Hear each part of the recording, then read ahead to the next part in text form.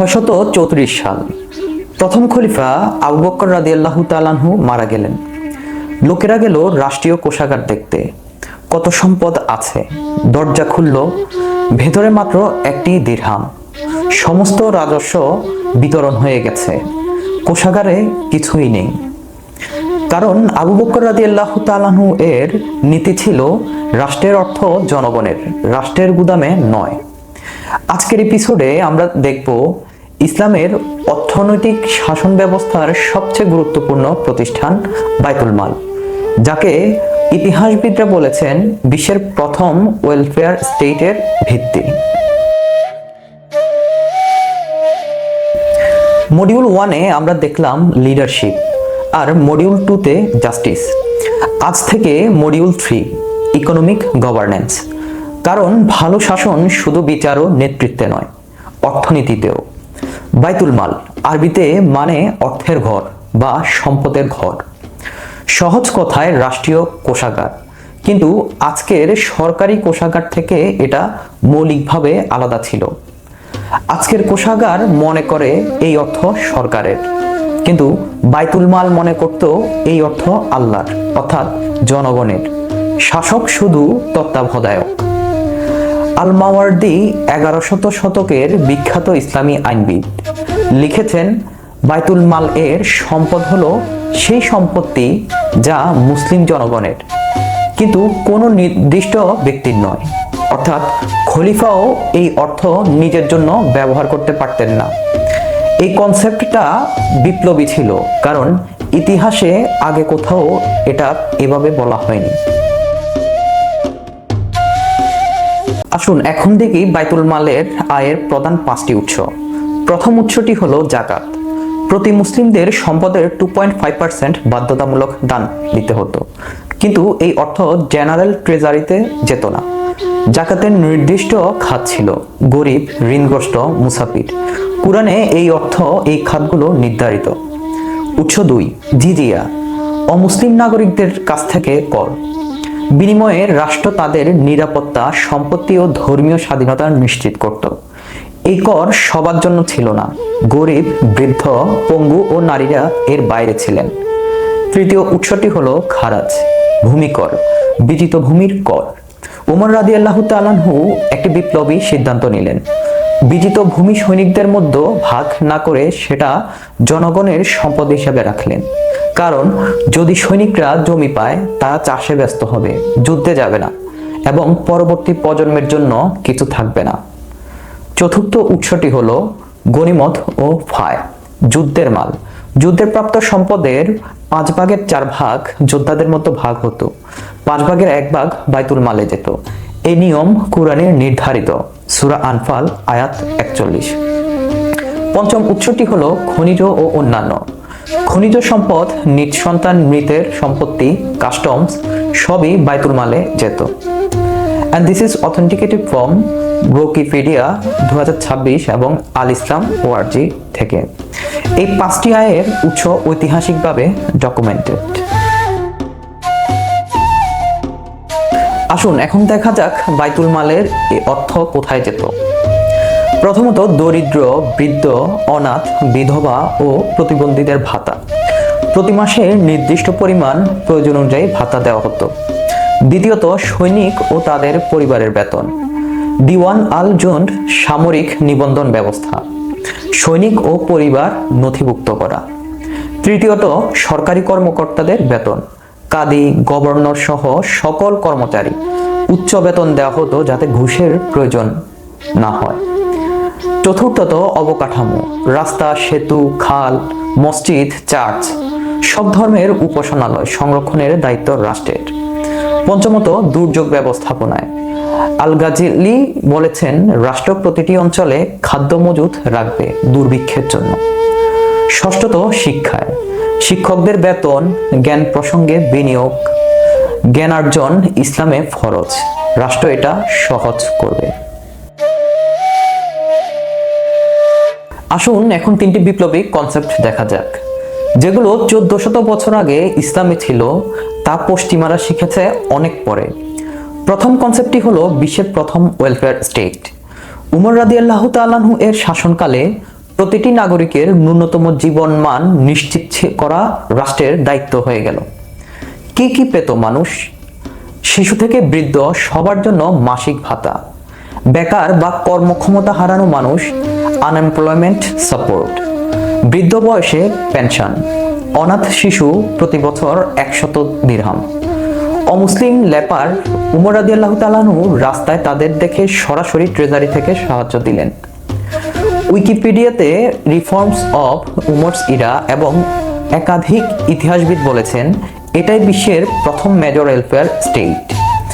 পশ্চিমে unemployment insurance এলো 1900 শতকে, যা ইসলামে এলো 7ম শতকে। সাদি হামিদ ব্রুকিংস ইনস্টিটিউশন থেকে বলেছেন রাশিদিন খিলাফতকে বিশ্বের প্রথম ওয়েলফেয়ার স্টেট বলা যায়। দ্বিতীয়ত কনসেপ্টটি হলো মেরিটোক্রেসি, গোত্র নয় বরং যোগ্যতা। উমর রাদিয়াল্লাহু তাআলা আনহু এর পেনশন সিস্টেম ছিল মেরিটোক্রেটিক। একটা বিখ্যাত ঘটনা, উসামা ইবনে জায়েদ। উসামা ছিলেন নবী করিম সাল্লাল্লাহু আলাইহি সাল্লামের মুক্ত দাস ও প্রিয় সাহাবীর ছেলে। ইসলামে তার অবদান বিশাল। উমর রাদিয়াল্লাহু তাআলা আনহু উসামাকে পেনশন দিলেন নিজের ছেলে আব্দুল্লাহর চেয়ে অনেক বেশি। উমর রাদিয়াল্লাহু তাআলা আনহুর ছেলে আব্দুল্লাহ জিজ্ঞাসা করলেন কেন? কি উমর বললেন, তোমার চেয়ে উসামার অবদান বেশি। নবী করিম সাল্লাল্লাহু আলাইহি সাল্লামের কাছে তোমার পিতা তোমার চেয়ে বেশি প্রিয় ছিলেন না, তাই তার ছেলে তোমার চেয়ে বেশি পাবে। নিজের ছেলের চেয়ে অন্যকে বেশি দিলেন, কারণ নিয়ম এটাই ছিল। এটাই মেরিটোক্রেসি, পরিচয় নয় বরং অবদান। তৃতীয়ত কনসেপ্টটি হলো রাষ্ট্র ও শাসকের অর্থ আলাদা। ইতিহাসে বেশিরভাগ সময় রাষ্ট্রীয় কোষাগার মানেই রাজার ব্যক্তিগত সম্পদ। ইসলামে এটা ছিল সম্পূর্ণ আলাদা। উমর রাদিয়াল্লাহু তাআলা আনহু নিজে কোষাগার থেকে ধার নিতেন এবং ফেরতও দিতেন। বাড়িতে কাপড় কেনার জন্য সরকারি তহবিল ব্যবহার করতেন না এবং মৃত্যুর আগে বলে গেলেন, যা নিয়েছি সব ফেরত দাও। পরবর্তীতে অটোমান এম্পায়ার পর্যন্ত এই ডিস্টিংশন টিকে ছিল। সুলতানের ব্যক্তিগত কোষাগার খাজিন আই এন্ড্রিয়াম আলাদা এবং রাষ্ট্রীয় কোষাগার খাজিনাইন আই এন্ড্রিয়াম আলাদা।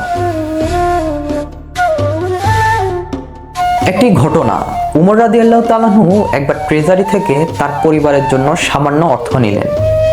ট্রেজারি অফিসারকে জানালেন এটা ঋণ। কিছুদিন পরে ট্রেজারি অফিসার উমর রাদিয়াল্লাহু তাআলা আনহুর কাছে ঋণ ফেরত চাইতে এলেন।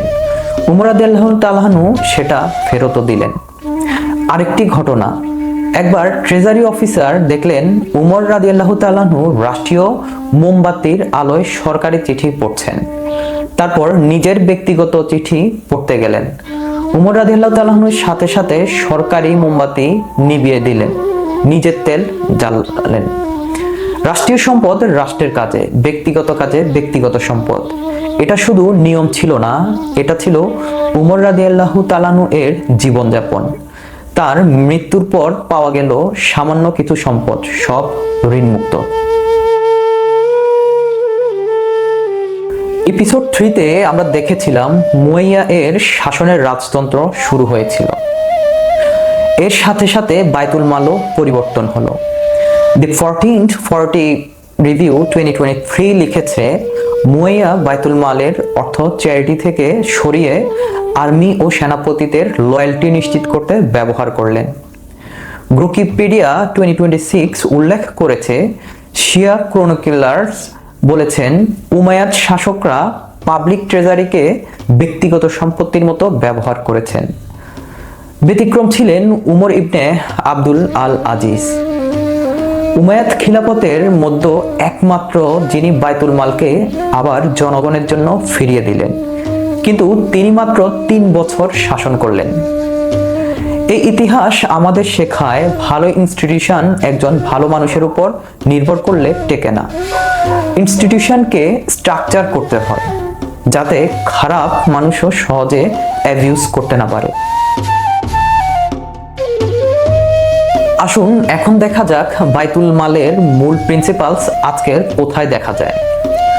সম্পদ জনগণের, আজকের পাবলিক ফাইন্যান্স থিওরি।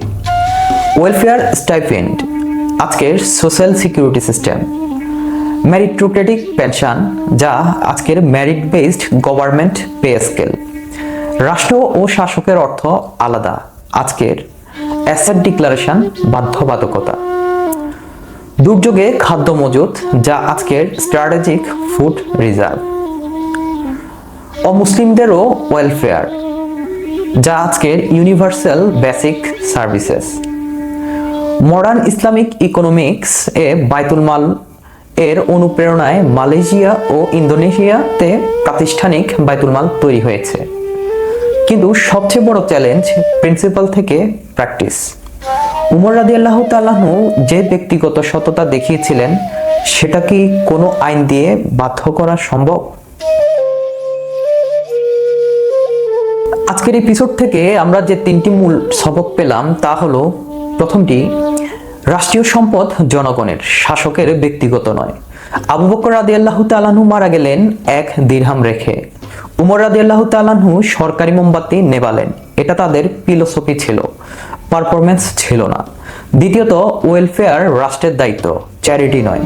গরিবকে সাহায্য করা ইসলামে ব্যক্তির দায়িত্ব, কিন্তু উমর রাদিয়াল্লাহু তাআলা আনহু বললেন এটা রাষ্ট্রেরও দায়িত্ব। এই কনসেপ্ট 1300 বছর পরে পশ্চিমারা শিখল। তৃতীয়ত, ইনস্টিটিউশন টিকিয়ে রাখতে স্ট্রাকচার দরকার, শুধু সততা নয়। উমর রাদিয়াল্লাহু তাআলা আনহু থাকতে সিস্টেম কাজ করলো, মুয়াইয়া আসতে বদলে গেল। তাই আইন, স্বচ্ছতা ও জবাবদিহিতার মেকানিজম দরকার। আজকের এপিসোডে আমরা দেখলাম 1400 বছর আগে একটি রাষ্ট্র কিভাবে তার নাগরিকদের জন্য সোশ্যাল সেফটি নেট তৈরি করেছিল। সবচেয়ে বেশি মনে থাকবে উসামার পেনশন। একজন মুক্তদাসের ছেলে খলিফার ছেলের চেয়ে বেশি পেলেন, কারণ একটাই, যোগ্যতা। আজকের বাংলাদেশে কি এই মেরিটোক্রেসি আছে? সরকারি চাকরি কি যোগ্যতায় হয় নাকি পরিচয়? এখন আপনার মতে বায়তুল মালের কোন কনসেপ্ট আজকের বাংলাদেশে সবচেয়ে বেশি দরকার? কমেন্টে জানান। পরের এপিসোডে আমরা দেখব জাকাত বনাম ট্যাক্স, ইসলামিক অর্থনীতি কি বেশি কার্যকর। সাবস্ক্রাইব করুন, বেল বাটনটি চাপুন এবং তাদের সাথে শেয়ার করুন যারা এই ধরনের তথ্য জানতে চান। ধন্যবাদ।